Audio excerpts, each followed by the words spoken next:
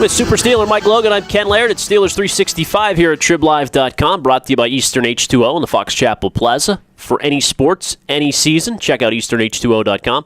Mike, the AFC North getting very interesting. Coming up here, the Bengals and the Steelers. It's Pittsburgh's first division game. The Bengals are 1-2 already in the AFC North. The Ravens, while they've got a 2-game lead, are banged up all over the place now. Ray Lewis and Ladarius Webb out for the year. Let's start with Pittsburgh and their mindset coming in. Last week it was looking pretty grim after a loss to Tennessee on the road, but could this team have found some new life with the Bengals losing and Baltimore's injuries? Well, I don't know if they found new life with those injuries to the other teams. What they need to be more concerned about is their football team. They have some guys banged up a little bit, and they just haven't been able to finish football games. And I think that's something that they need to be concerned about rather than worrying about what's going on around them in the division. Why haven't they been able to close out games, Mike? And the D is looking like that little bit of that 2009 feel where they 10-point lead doesn't matter. Late in the game, they're giving up big drives at big times. And I think it has a little bit to do with personnel. They've been banged up with some guys, James Harrison has been out. Lamar Woodley has been out. Troy Polamalu has been out at different times. Ryan Clark has been out. So I think when you don't have those solid group of guys there who are your playmakers at the end of the game, who usually come up with a big sack or a big pick, a big hit, you're not able to put those things together collectively as a team. So that has been a little bit of their downfall, but you can't make that many excuses. You have guys on that depth chart, and you know how Mike Tomlin feels about the guys who are in backup roles. Those guys are expected to come in and not have drop-off and be starters,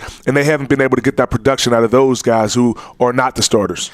Playing in Cincinnati, you've played quite a few games out there. The last decade or so, typically, a loss or two aside, you've seen Bengals fans leaving mass exodus in the fourth quarter. What was it like as a player during Bengals week, though? Did you and your teammates respect them as much as maybe Baltimore in the division, or did you go out there kind of licking your chops for a W? Well, we did respect them because they were a division foe. Even the lowly Cleveland Browns, we would respect them because they were a division foe. It was a division game. So you have to prep like, they are one of the top teams in the NFL, even though we knew what their record was. We kind of throw the records out the window because we knew that they would be looking at those games as like playoff games or Super Bowl type games. And week in and week out, when you go in the division, you have to prep yourself for that. So we gave them respect, but we also wanted to go out there and completely obliterate them. We really wanted to pour it on because we knew that would have some effect in the division standings. The D actually came up big last year in 2 meetings with them. They beat Cincinnati and a rookie, Andy Dalton, twice. Now this year, Dalton's got A.J. Green in his second year. He looks awful good. They got a tight end who can give them some real problems. Any chance they put Ike Taylor one-on-one with A.J. Green in this game? I don't know what the game plan is for the Pittsburgh Steelers. When I played with Ike Taylor, Coach Dick LeBeau would say, hey, we know what we have in Ike. He's a great man-to-man cover guy. We're going to match him up with the best receiver. It's hard to say he's been struggling as of late, but, they've been targeting him and having some success in completing passes against Ike. So maybe you do give him some help over the top. But when you don't have a healthy Troy Polamalu in the game who's able to bring pressure up the middle, who's able to play that underneath coverage when they send the receivers out long, what do? It becomes a personnel issue again. We don't know how healthy Troy is with that calf injury.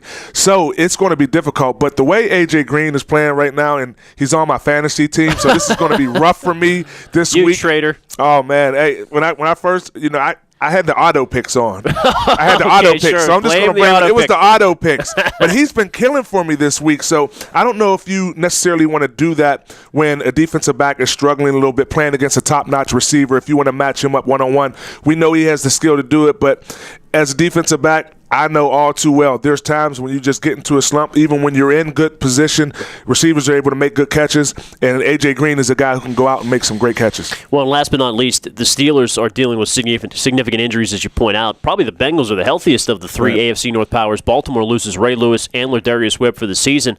Webb's 27, Ray's 37, and had been criticized for not playing as well as maybe expectations are, but can Baltimore overcome those in the long term? It's going to be very difficult for them to overcome the injuries. You had Terrell Suggs injured before the season started. He's on the PUP list, eligible to come back.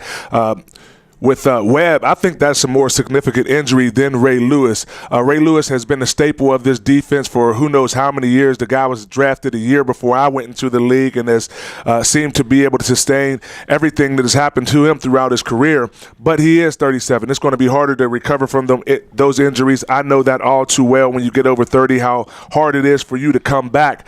But they've been trying to transition this team from being Ray Lewis's team to Joe Flacco's team for the past couple of years.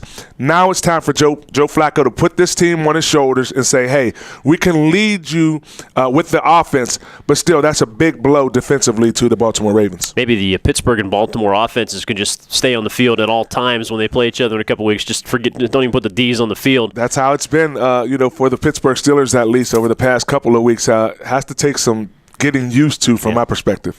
All right, for Mike Logan, I'm Ken Laird. Check out EasternH2O.com and check us out every morning here at TribLive.com for our Steelers 365 segment.